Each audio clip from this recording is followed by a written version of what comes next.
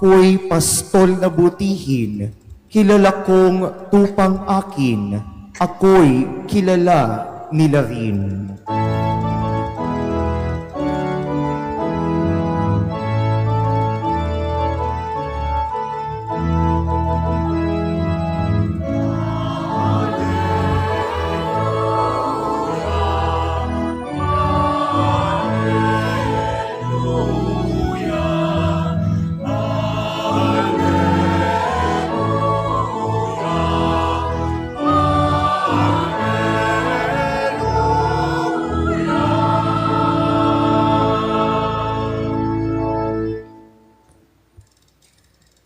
Sumainyo ang Panginoon. At sumaiyo rin. Ang pagpapahayag ng mabuting balita ng Panginoon ayon kay San Juan. Papuri sa iyo, Panginoon.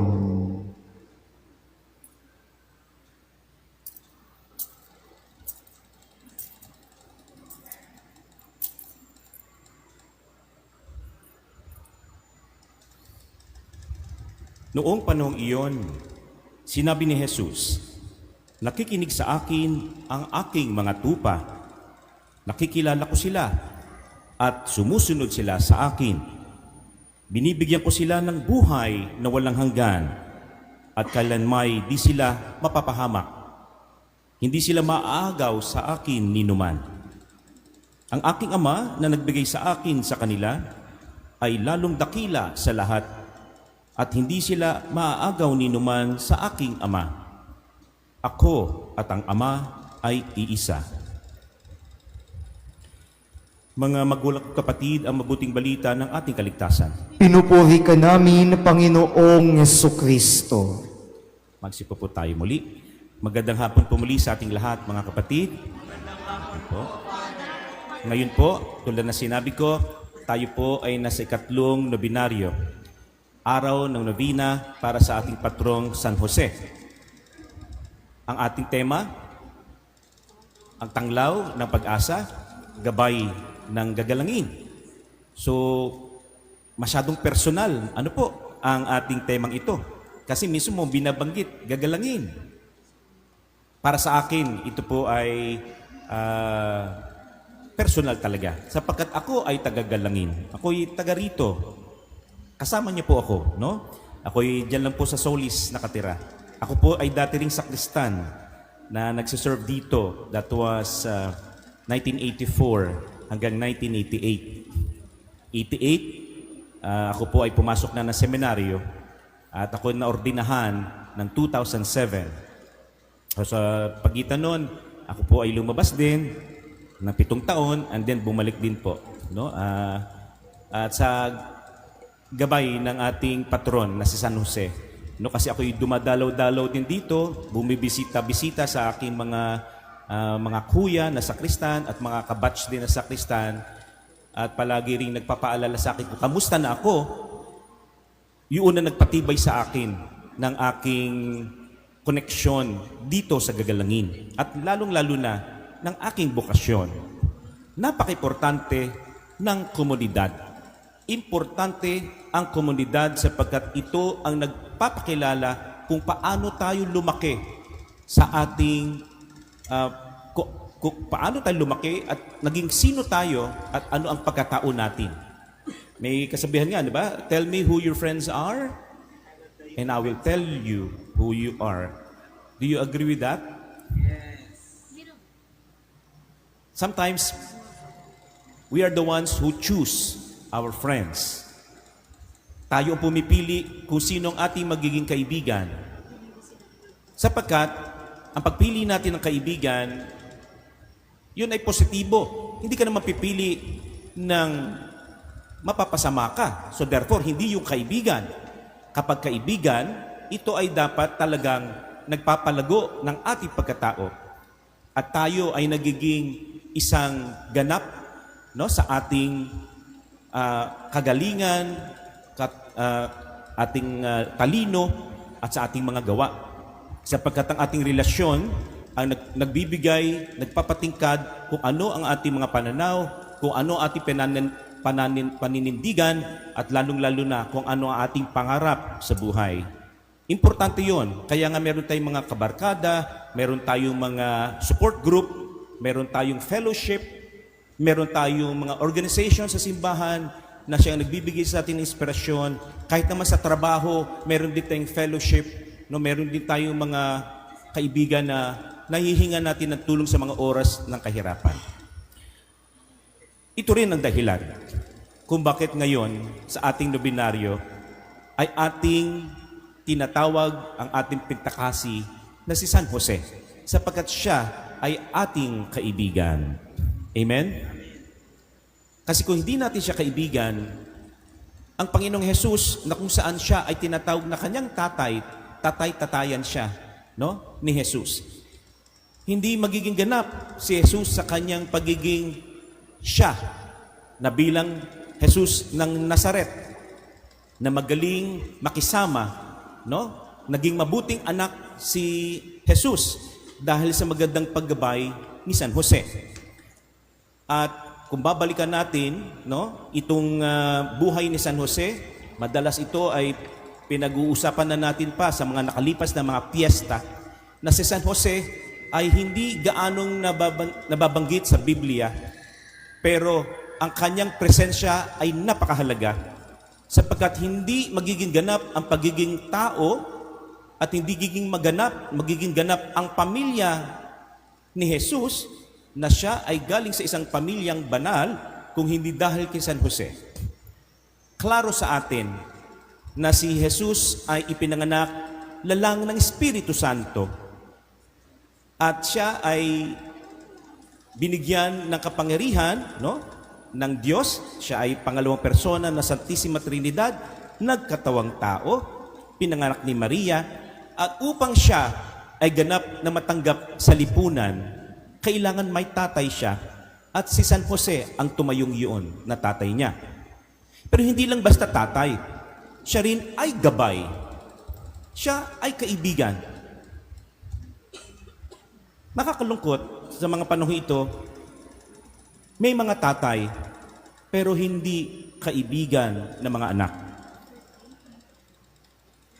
Merong tatay, maring tatay lang siya sa kanyang physical o kanyang biological na kakanyahan. Pero pagkatapos na siya ipanganak, hindi na sila nakikialam. Bagkus, ang iniisip lang ay kung ano ang kanyang magiging ginhawa kapag siya na anak. No?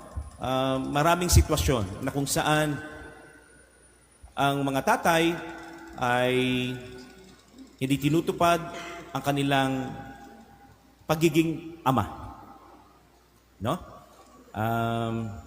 Malungkot yan, malungkot, no? Kasi during pandemic times, no? During pandemic times, kami po sa Adamson University, ako po ang director ng extension services ng university at meron kaming partner community sa isa pong lugar sa Rizal, Rodriguez Rizal. Ang residence po yun, relocation site po yun.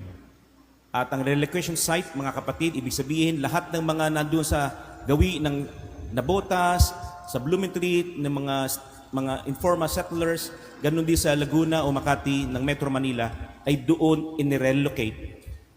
At during those pandemic times, ito na, ay may mga issues at mga bagay na kung saan ang mga bata ay nagiging biktima ng harassment o kaya ng incest at iba pa. Ang mga perpetrators ay ang mga ama na hindi naging tapat at hindi naging mapagmahal sa kanilang mga anak. Kaya ito po ay laganap, no? Hindi lang po sa Pilipinas, kahit naman sa ibang bansa.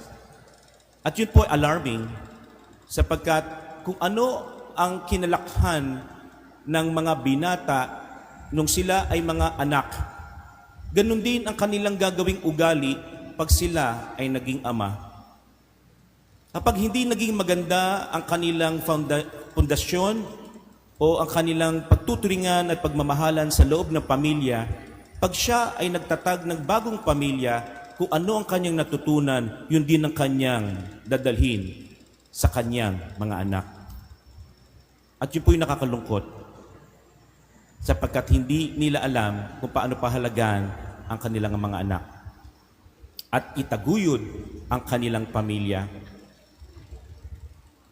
Marami po tayo ngayon na mga street dwellers. 5 million of them all over the country. Na kung saan maaring bunsod pa rin ng pandemya, pero after ng pandemya, hindi na nakabalik sa kanilang mga trabaho o di kaya naman nagkasakit na at yung mga bata na hindi na naalagaan, lumaki na, nag-asawa rin kung ano yung sitwasyon nila, ganun na rin ang gagawin nila sa kanilang pamilya. Madaling sabi ay hindi nagabayan. Kaya tayo po bilang mga deboto ni San Jose, klaro dapat sa atin na tayo ay may pagtatangi sa Ama. Binibigyan natin importansya ang kanilang dignidad, respeto at kalakasan. Sa linggong ito ay marami tayong koneksyon na maaring mabanggit para kay San Jose. Una, nagkaroon na tayo ng Santo Papa. Ang ating Santo Papa, Leo XIV. Palakpakan po natin ng Panginoon at sapagkat nagkaroon na tayo ng Santo Papa, ang maganda rito kay Pope Leo XIV, siya po ay isang misyonero, siyang Augustinian missionary. Marami kayong mababasa sa internet at sa kanyang mga short bio notes, biological accounts na kung saan napakasimpleng tao nito ng kardinal na ito. Kayo na po ang bahala magsaliksik, no? At maraming mga Pilipino na nalungkot na hindi naging Santo Papa yung ating manok. Si Cardinal Tagle, di ba? Ako rin, kahit paano, nag-iisip na sana kung si Cardinal Tagle maging Santo Papa, naku, ang laking pride natin mga Pilipino. Pero siyempre, nung lumitaw na at Habemus Papam, and we have our Pope, whose name is si Prevost, and his name is Leo XIV. Medyo nalungkot, pero medyo na-challenge. Bakit? Kung sakali na si Cardinal Tagle ang ating naging Santo Papa, ang laking challenge para kay Santo Papa Tagle, kung ano man ang magiging pangalan niya, napakalaking challenge para kay Cardinal Tagle na maging Santo Papa kung ang kanyang bansa na pinanggalingan ay lugmok pa rin sa korupsyon.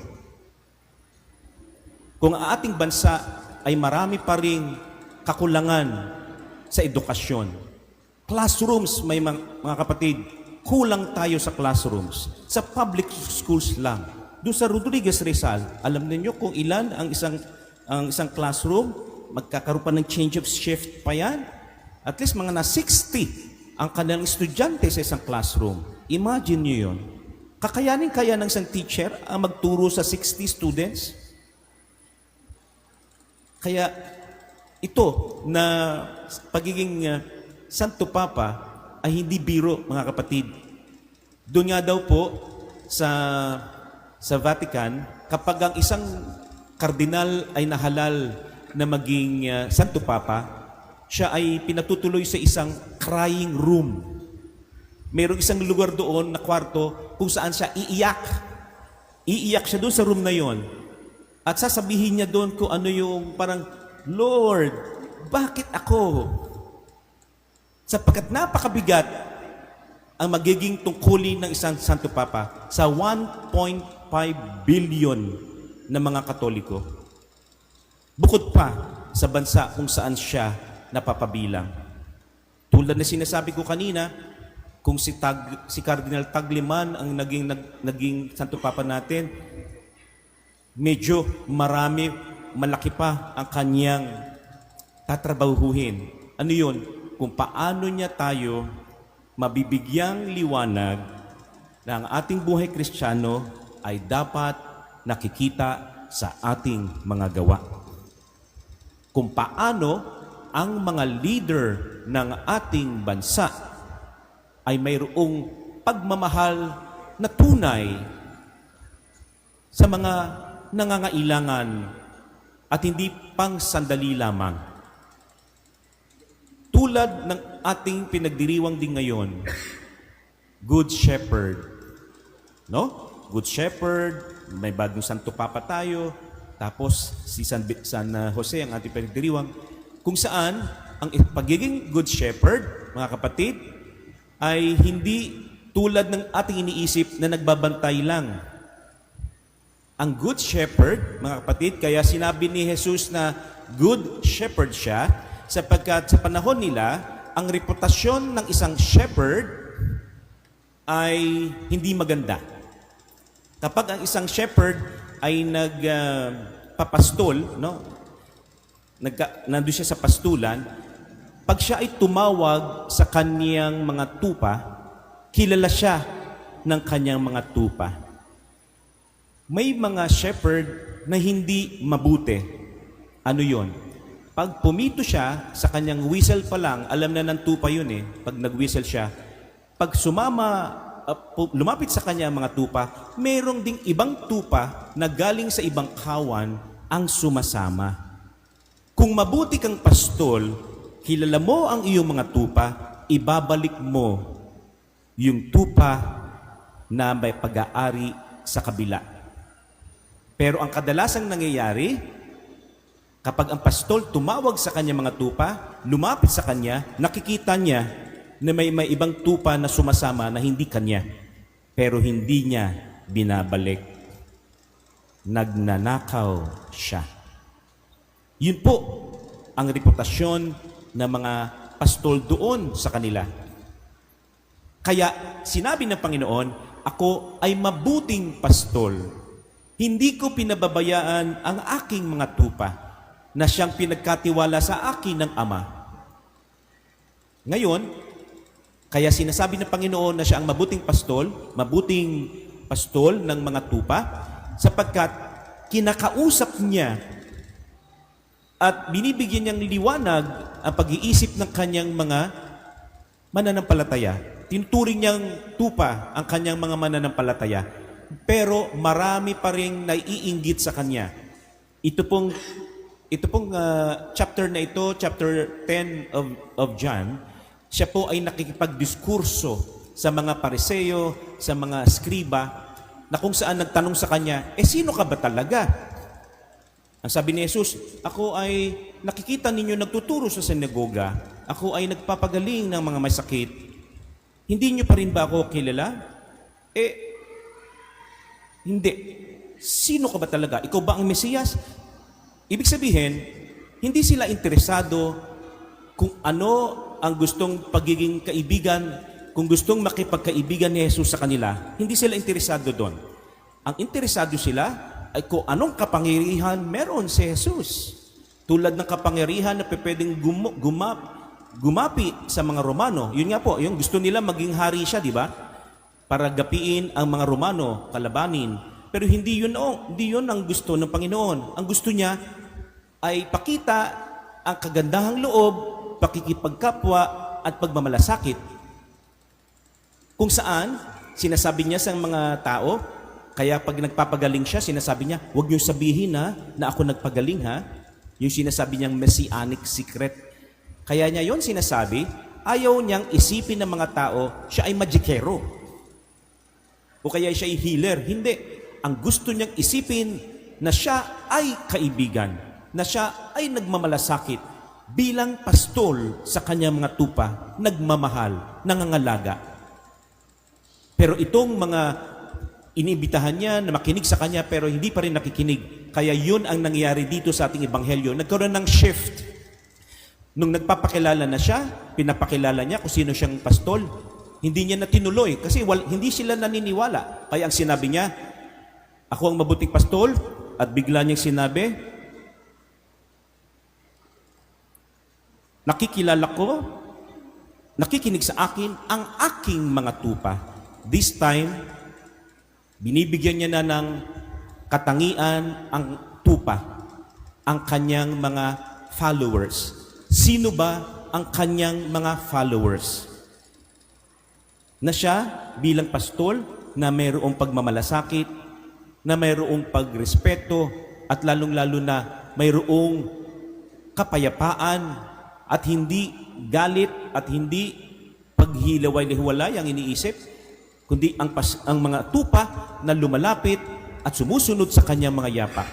Na kapag sinabi niya ang pagmamahal, ito ay kanilang gagawin ng pagmamahal. Pero alam natin, nahirapan si Jesus. Kasi mismo sa 12, may naghudas pa. Yan nga, si Judas. Sa 12 na lang, isa pa ang naging Judas, isa si Judas. Na kung saan, nabigyan natin ng negative karakter siya sapagkat si Judas ibang nasa isip niya. Siya ay isang materialistic na miyembro ng grupong SNS, na ibig sabihin ng SNS, aktivista, na akala niya na kapag si Jesus ay kanyang sinuplong o kaya kanyang pinaubaya sa mga sundalo, magkakaroon ng revolusyon. Pero hindi nangyari yon. Si Jesus ay dinakip at hindi lumaban si Jesus. Dahil ipinakita niya na ang kaharian ng Diyos ay hindi nakukuha sa lakas o puwersa o galit o tabak, kundi sa kagandahang loob, pagpag-asa ng pagmamahal at pagrerespeto. At ito ang binigyang importansya ng ating pagiging Kristiyano, na tayo ay mas higit na minamahal kapag tayo ay marunong magsakripisyo. Kung babalikan natin ang ginawa ni San Jose, nagsakripisyo siya. Alam natin na nabalitaan niya si Maria ay nabuntis. Sila ay betrothed, no? Sa Hudyo, mga kapatid, kapag ikakasal ang babae at lalaki, 2 stage ang dadaanan. Yung betrothal, tapos yung wedding. Sa betrothal, you have 6 months for you to get to know the girl or the woman that you are going to marry. May 6 months. And during those 6 months, betrothed na sila, di ba? Bago magpakita sa kanya ang Anghel Gabriel. And during those times, sinabi ni Maria, wala akong nakikilalang lalaki. Pag sinabing yung word na yon, na wala akong nakikilalang lalaki, I don't have that kind of relationship in a man in the physical sense, na hindi siya nakipagtalik o ano pa man sinong lalaki, pero betrothed siya. So wala lang siyang physical, kasi nga magbubuntis daw siya, sabi ni Anghel Gabriel. Hindi nga, sabi niya, paano ako magbubuntis? Wala pang 6 months. Maaring betrothed ako, pero hindi kami nagsisiping. Pero, ang sabi ni Gabriel, ikaw ay lalalang ng gagabayan ng Banal Espiritu, lalalang ng Banal Espiritu, ikaw magkakaroon na ng pangalan mong Emmanuel. At nakarating yung kay Jose, para kay Jose na nabuntis si Maria, yun ay pagyurak sa kanyang dangal sapagkat siya ay ikakasal na, second stage, ikakasal na siya, tapos nabuntis yung kanyang pakakasalan. Ang mangyayari doon kay Maria, siya ay papatayin sa mapamagitan ng pagbato. Pero, nagpakita sa kanya ang Anghel Gabriel. Ang sabi kay Jose, San Jose, huwag ka matakot. Ang iyong asawa, si Maria, ay lalang ni Espiritu Santo, siya ay magkakaroon ng anak at tatawagin mong Emmanuel. Ayan, no? At doon, napagtanto ni San Jose na ang kalooban ng Diyos ang masusunod sapagkat alam niya siya ay galing sa lipi ni David, sa lipi ni Abraham. Na siya ang lineage ng Mesiyas, kung saan sa kanya magagaling ang Mesiyas. Nagpakita na sa kanyang anghel sa panaginip. Kaya hindi na siya nagtanong pa. Sinunod at proteksyonan niya si Maria. So doon pa lang, si Jose ay mayroong gininto ang puso na hindi siya naging makasarili. Inisip niya ang kapakanan ng babaeng ito na minamahal niya. At hindi lang yon. Ang Panginoon ang kinikilala niyang gumagalaw sa kanyang buhay.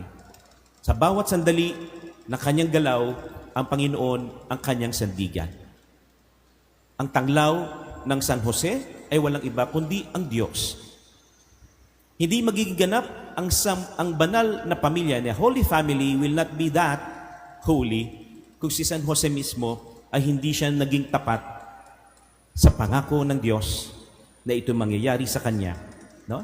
Inako at buong pusong tinanggap ni San Jose ang challenge ng Diyos sa kanya na ang kaligtasan ng sanlibutan ay magaganap kapag siya ang naging tatay ni Jesus.